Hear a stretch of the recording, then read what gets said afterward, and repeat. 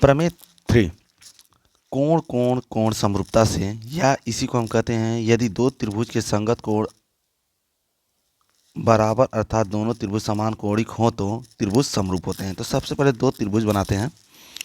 दो त्रिभुज बनाएंगे तो एक त्रिभुज ये हो गया और एक त्रिभुज ये हमारा, ठीक है। तो इसका नाम दे देते हैं।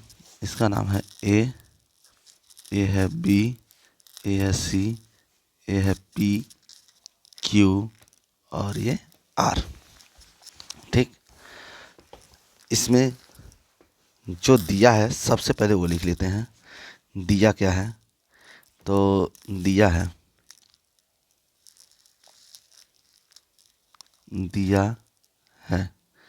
दिया क्या है? तो दिया है कि जो कोण ए है वो कोण पी के बराबर है। कोण ए कोण पी के बराबर है। और जो बी है वो क्यू के बराबर है। जो बी है वो क्यू के बराबर है। कोण बी कोण क्यू के बराबर है। और कोण जो सी है वो कोण आर के बराबर है। कोण सी कोण आर के बराबर है। समीकरण 1, समीकरण 2 और इसको समीकरण 3। उसके बाद जो सिद्ध करना है उसको लिखते हैं। सिद्ध करना है, सिद्ध करना है, सिद्ध करना है। अब क्या क्या सिद्ध करना है कि ए बी बटे पी क्यू बराबर बी सी बटे क्यू आर बराबर ए सी बटे पी आर। ये हमें सिद्ध करना है। तो रचना करते हैं। रचना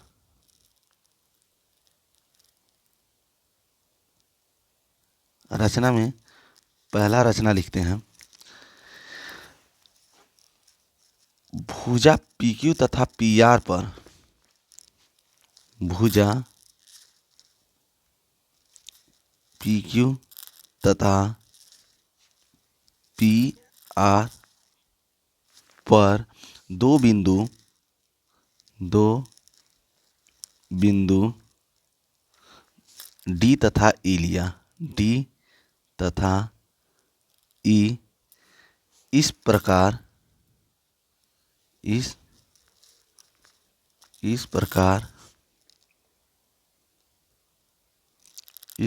लिया कि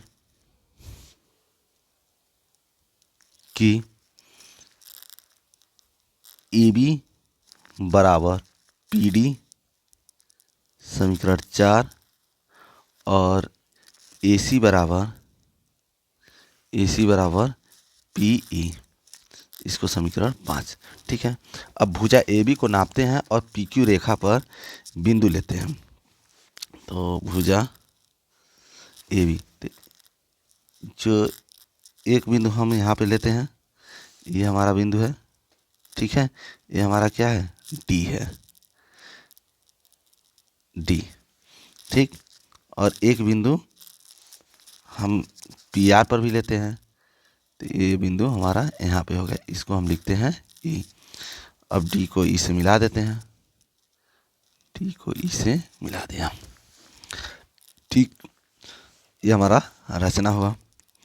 दूसरा रचना है, अब डी को ई से मिला देते हैं। डी को ई से मिलाया, ठीक है, मिला दिया, ठीक। तो जो कोण होगा बी वाला कोण होगा वो बराबर होगा, ठीक है। नेक्स्ट पेज पे चलते हैं। नेक्स्ट पेज पे उपपत्ति में लिखते हैं। उपपत्ति में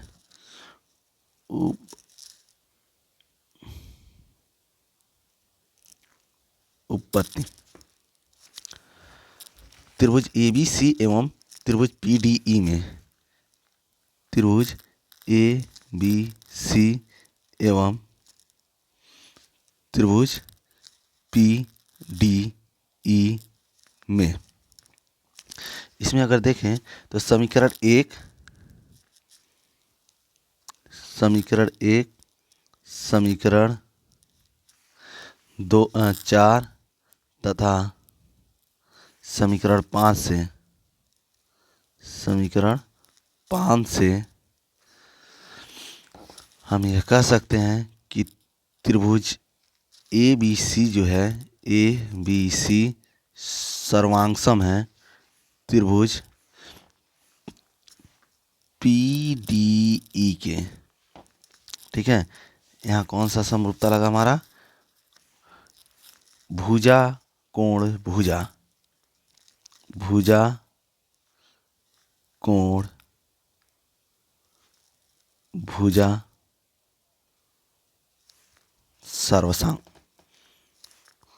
सर्वसमता।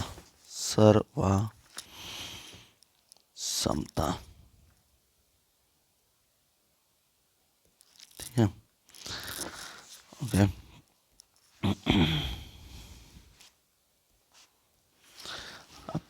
अतः हम ये लिख सकते हैं, अतः दोनों त्रिभुजों के संगत कोण, दोनों त्रिभुज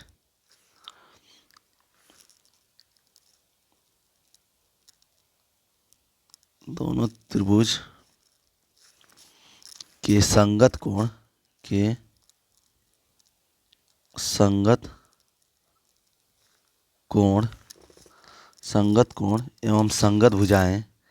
एवं संगत भुजाएं भुजाएं बराबर होंगी।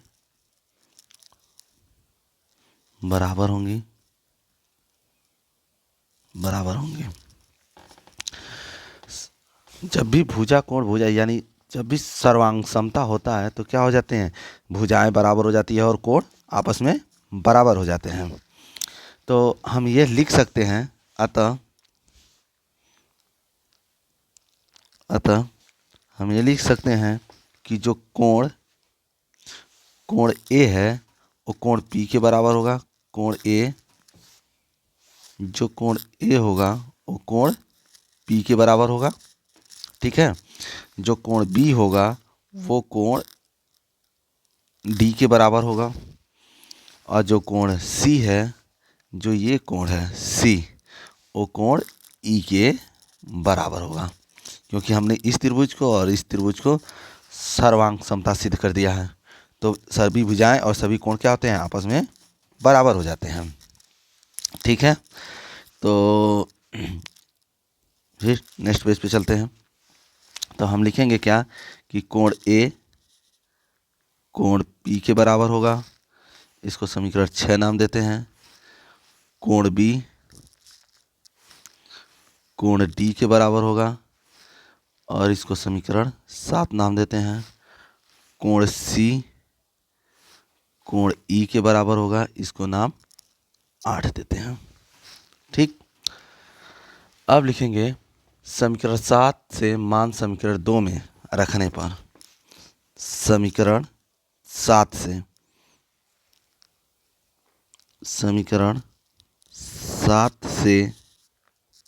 मान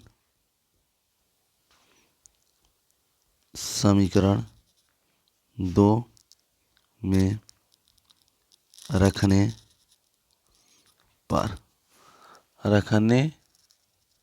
पर तथा समीकरण 8 से मान समीकरण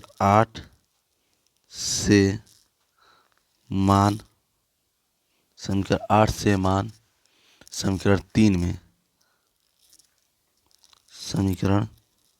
में रखने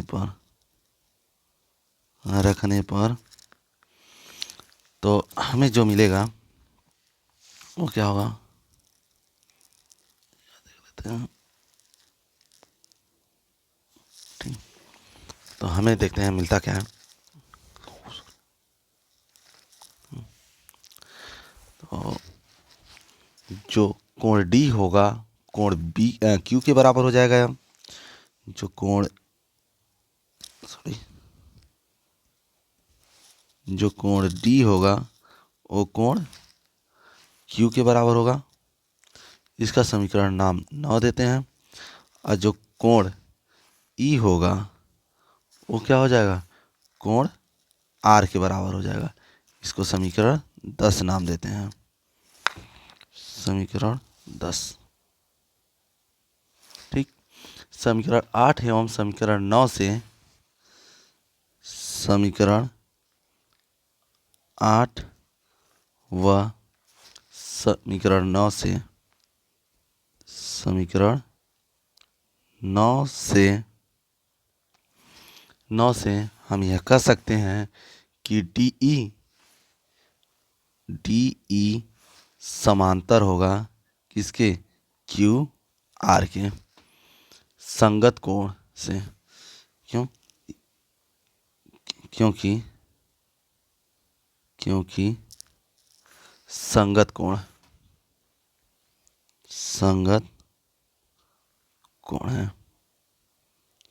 है। देख लेते हैं, पर ये देख लेते हैं संगत कोण कैसे है। जब दो समांतर रेखाओं को एक तिर्यक रेखा काटती है तो ये क्या हो जाएंगे, ये संगत कोण बराबर होते हैं। तो ये भी तो ऐसे हो सकता है कि ये कोण इस कोण के भी बराबर हो सकता है। तो हम त्रिभुज में आते हैं, इसका यूज कहाँ हुआ है। तो ये कोण जो है, जो कोण डी है वो कोण क्यू के बराबर हो जाएगा। कि देखिए क्या है, दो समांतर रेखाएं हैं, ये है और एक तिर्यक रेखा काट रही है। तो ये कोण बराबर होंगे। फिर ये कोण और ये कोण आपस में बराबर होंगे। ठीक, तो अब इसको हटा देते हैं। अपने पेज पे चलते हैं। तो ये हो गया हमारा, कोण आपस में बराबर हो गए। इसको हटा दूं। ठीक,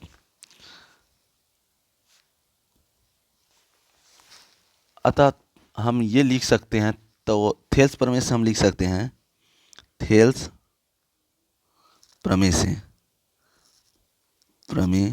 से हम लिख सकते हैं कि जो त्रिभुज पी क्यू आर है, पी क्यू आर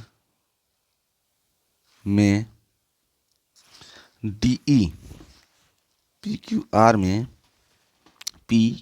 आर में जो डीई है वो क्या होगा, डीई जो होगा, जैसे कि ये पी क्यू आर में जो डीई है वो क्यू आर के समांतर है। में डीई जो होगा वो क्यू आर के समांतर है। ठीक है, समांतर है। तो हम इससे हम ये लिख सकते हैं थेल्स प्रमेय से कि जो पीडी होता है, पीडी बटे डी क्यू लिख सकते हैं, और पीई बटे ई क्यू लिख सकते हैं। तो लिखते हैं पीडी बटे डी क्यू बराबर पीई बटे ई आर। इसको समीकरण हम दे देते हैं 11। समीकरण 11। अब हम इसका क्या करते हैं, व्युत्क्रम कर देते हैं। व्युत्क्रम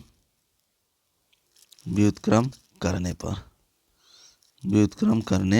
पर तब व्युत्क्रम करेंगे तो क्या हो जाएगा हमारा, डी क्यू बटे पी डी बराबर ई आर बटे पी ई, यही होगा।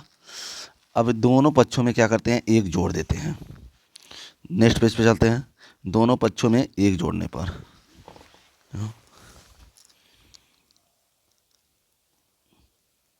दोनों पक्षों में एक जोड़ने पर, तो दोनों पक्षों में एक जोड़ेंगे तो क्या हो जाएगा, डी क्यू, क्या हो जाएगा, डी क्यू बटे पी डी बराबर +1 बराबर ई आर बटे पी +1, ये होगा। तो लिखते हैं डी क्यू बटे पी डी +1 बराबर ई आर बटे पी ई +1। अब एलसीएम लेके गुणा कर देते हैं, तो ये क्या हो जाएगा हमारा, D Q plus P D बटे पी डी बराबर E R plus P E बटे पी ई, ये होगा। अब D Q plus P D को यहाँ देखते हैं, डी क्यू जो हमारा ये रेखा है, D Q plus P D को हम इस पी क्यू यहाँ से यहाँ तक टोटल लिख सकते हैं, जैसे कि डी क्यू बटे पी डी को हम पूरा लिख सकते हैं पी क्यू। तो यहाँ पे हम लिखते हैं, इसको हम क्या लिखेंगे, पी क्यू बटे पी डी। उसके बाद आते हैं यहाँ पे, जो हमारा ई आर प्लस, ये ई आर है, यहाँ से यहाँ तक क्या हमारा ई आर, ये हो गया हमारा ई आर। अब प्लस क्या है, पी ई, इसको पी ई है तो इसको हम टोटल लिखेंगे क्या, यहाँ से यहाँ तक को हम लिखेंगे पी आर। तो पी आर पे आते हैं, तो क्या हो जाएगा हमारा, पी आर बटे पी आर बटे पी ई लिख सकते हैं। अब इसका क्या करेंगे, व्युत्क्रम कर देंगे। व्युत्क्रम करने पर तो व्युत्क्रम करेंगे तो क्या हो जाएगा हमारा, ये होगा हमारा पी डी बटे पी क्यू बराबर पी आर बटे पी ई, यही होगा। अब लिखेंगे समीकरण 4 तथा समीकरण 5 से मान रखने पर, समीकरण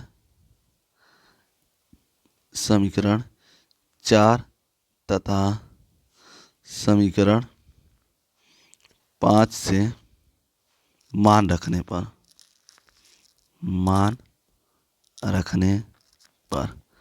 जब मान रखेंगे तो हमारा क्या हो जाएगा, देख लेते हैं समीकरण 4 और 5।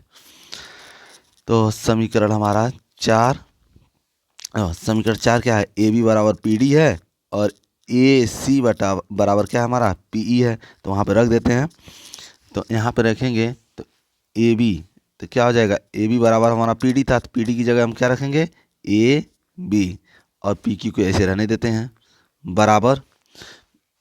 अब पी आर की जगह क्या था हमारा, बी सी था, तो बी सी बटे क्या हो जाएगा हमारा, क्यू आर, यही होगा। सॉरी थोड़ी समझ, ए बी बटे पी क्यू और पी ई की जगह क्या हमारा ए सी है ना, तो ए सी बटे पी आर, यही होगा। ये हमारा हो गया पहला सिद्ध। ठीक, अब आते हैं नेक्स्ट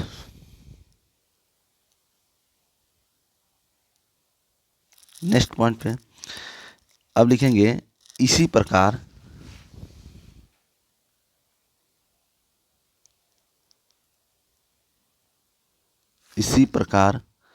हम सिद्ध कर सकते हैं, हम सिद्ध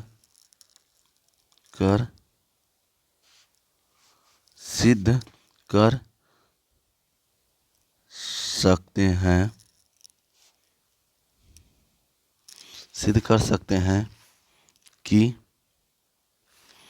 जो ए बी होगा वो क्या होगा हमारा, पी क्यू होगा, बराबर हो जाएगा बी सी बटे क्यू आर के। ठीक, अतः हम लिख सकते हैं क्या, जो ए बी बटे पी क्यू बराबर बी सी बटे क्यू आर बराबर ए सी बटे पी आर। हम इसको और इसको लिख सकते हैं बराबर करके। तो ये हमारा क्या हो गया, सिद्ध हो गया कि भुजाएं क्या होती हैं, अनुपातिक होती हैं। और इसको हम ये हमें सिद्ध करना था।